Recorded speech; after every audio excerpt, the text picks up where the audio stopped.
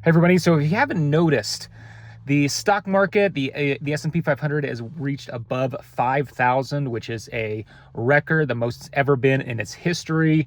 Bitcoin is approaching a record. It's above 60,000. You know, those crypto bros, they're dancing on the streets. Not only that, they just came out with data from December. It takes them a few months to pull together the data, but the U.S. home prices are at a record, the highest they've ever been. You know, everything seems to be at record highs. So the question is, if there's so much money flowing into these assets, be it traditional or non-traditional, like crypto, or, you know, like traditional as in, you know, homes or stocks, is it coming to the card market? So I'm going to give you two cases, a bear case and a bull case. You know, rocket emoji, prayer hand emojis to the moon case, and you know, everybody's eating ramen in the streets case. So let's get into the good first. The rockets, the prayer hands. Everybody's doing well.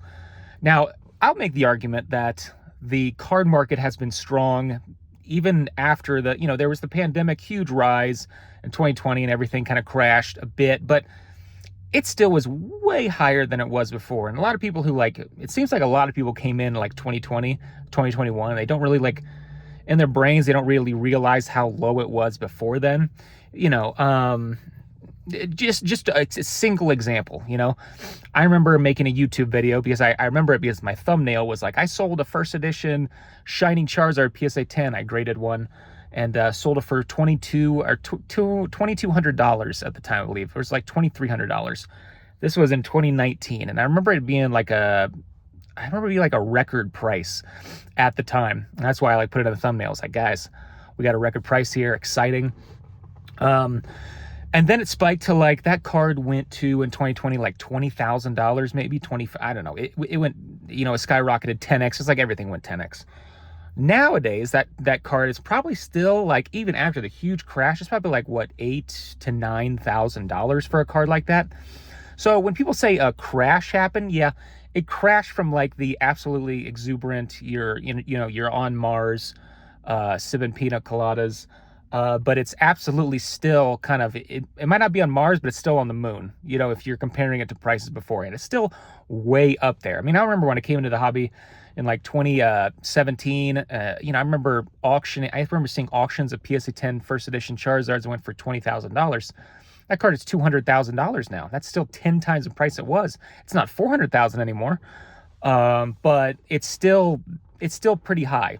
And I make the argument that, you know, card prices are way higher than they were before and still are very strong, even if you're not seeing record prices like you are in these other assets that are above their pandemic highs. But if we're making the bull case, right?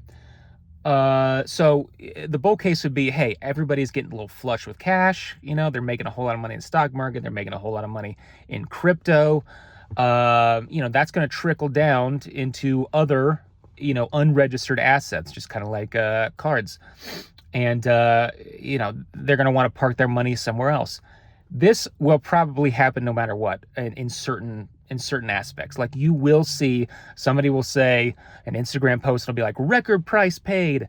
They paid with 3 Bitcoin or 1 Bitcoin, or they paid with crypto. And there's going to be these crypto guys who want to, even though, you know, the crypto movement is, hey, everything, you know, on the blockchain, a lot of them still want physical assets in the end of the day. You know, they want to have something in their hand, you know, with some of their profits. So you will see those posts that say, wow, this card was bought for record price. And it'll be like, wow, they did. And it's like they paid with crypto. You will see that. It will absolutely happen, especially the higher, you know, these crypto coins go.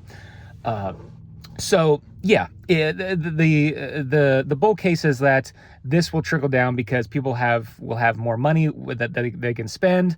And it can trickle down into other things. You know, when people are flush with cash, they're a little more loose with stuff. You know, they might just go buy, they might not buy. It's like, hey, let me just research what that price is. Let me look at the comps.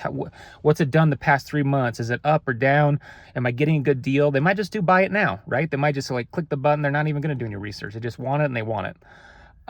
Which will then create a comp, which then people will Anybody who buys in the future say, hey, it went for that, and then it's like, oh, I want that, and then the higher price will happen, and that's kind of how.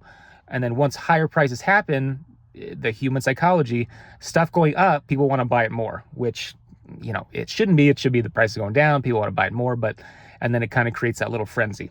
That's the bull case that you can see with that. Now the bear case, the eating ramen on the streets, not on Mars, you're not on Mars, you're in Des Moines, Iowa,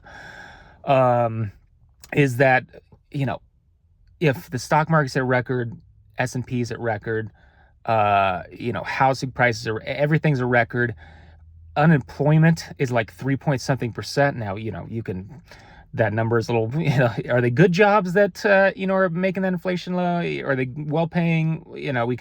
That's, the government data is a little wonky, but hey, the point of it is unemployment is really low. The bear case is that everything is so high right now, and, there's a lot of people are flush with cash to spend. Unemployment is low. What other scenario are you going to get for more demand? If you can't get it right now, what happens when any of those demands crack, right? What happens if crypto drops? What happens if the stock market just starts to slide? What happens if all of a sudden inflation goes rampant again? What if the unemployment rate isn't 3.7%? What if it goes to 5.7% and people lose jobs and people don't have that disposable income? The point of it is that if all these things are a record high, and if people technically have a lot of money to spend, granted, the inflation rate is higher. It's not kind of like the free money that it was in 2020. But if you're seeing that these, highs that are happening, in theory, you can think that people can have some disposable income if they are capturing those gains in other assets and might want to do it into other things. If at this point we're not at a record, how much more money has to go in the system for that to happen? Does Bitcoin have to be 100,000? Does the stock market have to go to 10,000 instead of 5,000? Like, does the unemployment rate have to be 2.5%? Right? I mean, like, how much, of these economic indicators do you have to have for the economy to be, rolling? Now, I put that in quotation marks because it seems like a lot of people are kind of living on credit cards, and this seems to be kind of like built on a house of cards. But that's completely here nor there. We're not going to get deep into that, the economic, actual, maybe on the ground situation. But if you're just looking at the data that they're throwing out there on the news reports, the bear case, like I said, against cards is that if it's not now, when is it going to be? And that's kind of the thing that you have to think about. So, the overall point of this video is, hey, maybe it'll trickle down to cards. Maybe you'll start seeing a boom. Remember, human psychology.